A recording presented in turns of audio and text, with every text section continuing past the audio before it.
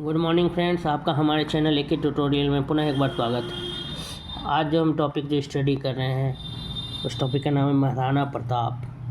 महाराणा प्रताप के बारे में हम लोग पढ़ेंगे। महाराणा प्रताप का जन्म 9 मई 1540 ईस्वी को राजस्थान के कुंभलगढ़ दुर्ग में हुआ था।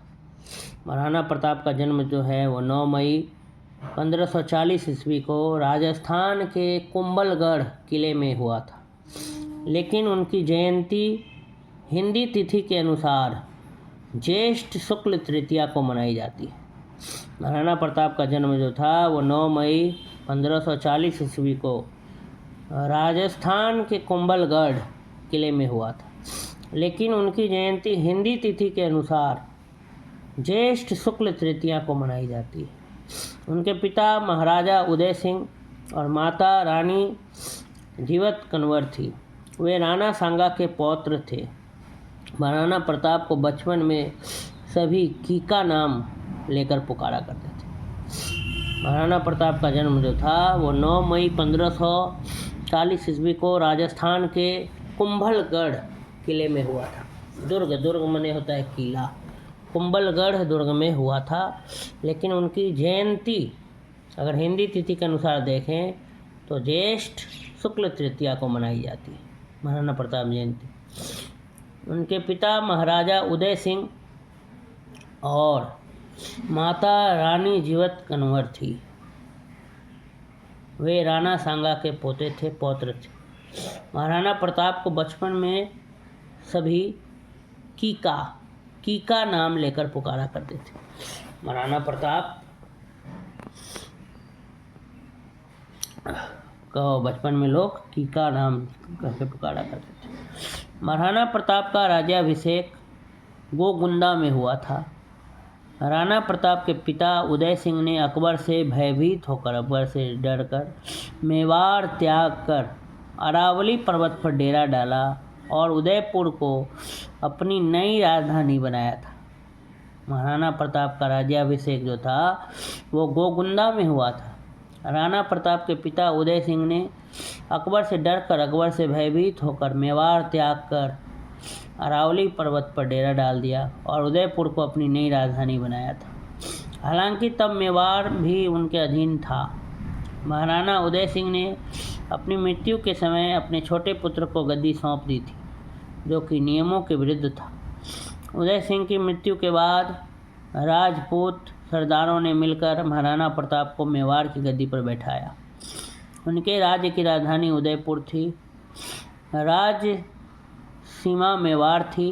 उन्होंने 1568 से 1597 ईस्वी तक शासन किया। उदयपुर पर यवन तुर्क आसानी से आक्रमण कर सकते हैं, ऐसा विचार कर तथा सामंतों की सलाह से प्रताप ने उदयपुर छोड़कर कुंभलगढ़ और गोगुंदा के पहाड़ी इलाकों को अपना केंद्र बनाया। कह रहा है कि 1568 से लेकर 1568 से 1597 ईस्वी तक जो है मेवाड़ पर शासन किया महाराणा प्रताप ने, परंतु उदयपुर पर यवन और तुर्क आसानी से आक्रमण कर सकते हैं, ऐसा सोच करके सामंतों की सलाह से प्रताप जो था वो उदयपुर छोड़कर कहाँ चले गए? कुंभलगढ़ के किला और गोगुंदा के पहाड़ी इलाके में चले गए।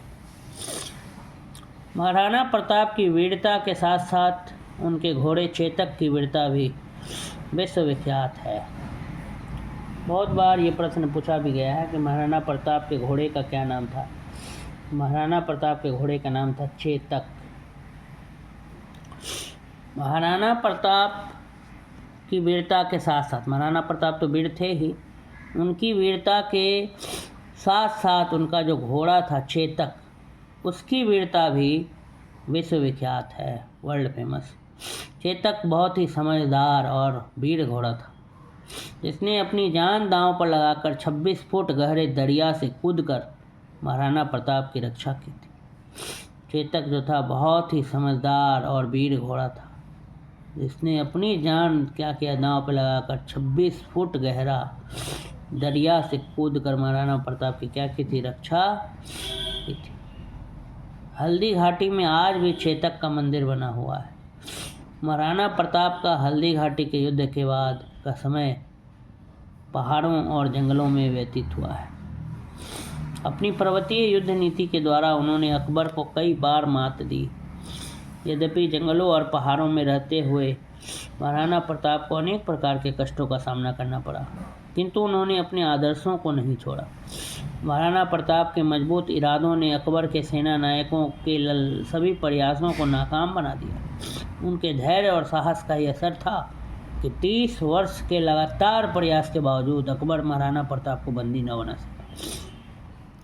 30 साल लगातार अकबर प्रयास करते रहा, परंतु महाराणा प्रताप इतने वीर थे कि उनको बंदी न बनाया जा सका। महाराणा प्रताप ने जिस समय सिंहासन ग्रहण किया, उस समय जितने मेवाड़ की भूमि पर उनका अधिकार था, पूर्ण रूप से उतने ही भूमि भाग पर अब उनकी सत्ता फिर से स्थापित हो गई थी।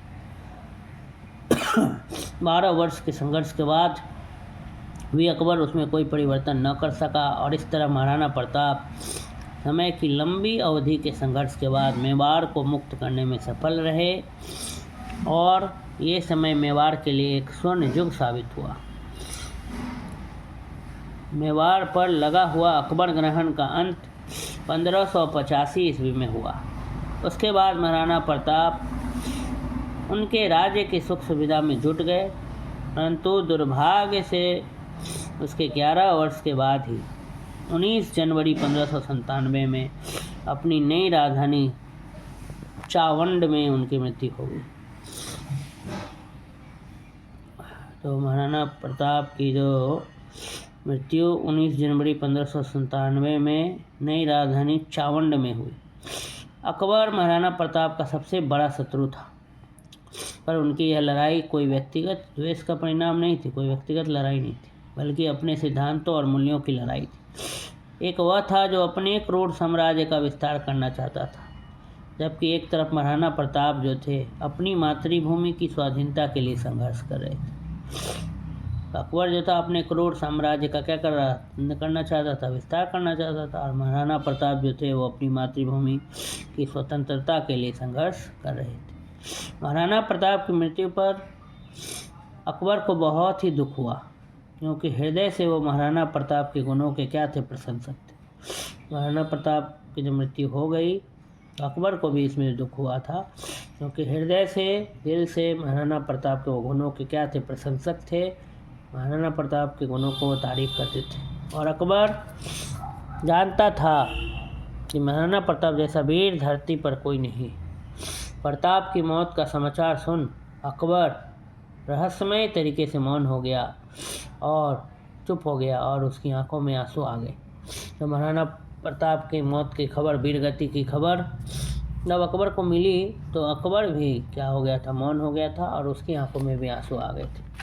निसंदेह महाराणा प्रताप जो थे काफ़ी वीर पराक्रमी थे। तो इस प्रकार से ही महाराणा प्रताप जो हमारा टॉपिक था ये समाप्त हुआ। अगर मेरा वीडियो आपको पसंद आया तो हमारे चैनल को लाइक करें और सब्सक्राइब करना ना भूलें। अधिक से अधिक छात्रों तक इस वीडियो को शेयर करें। धन्यवाद।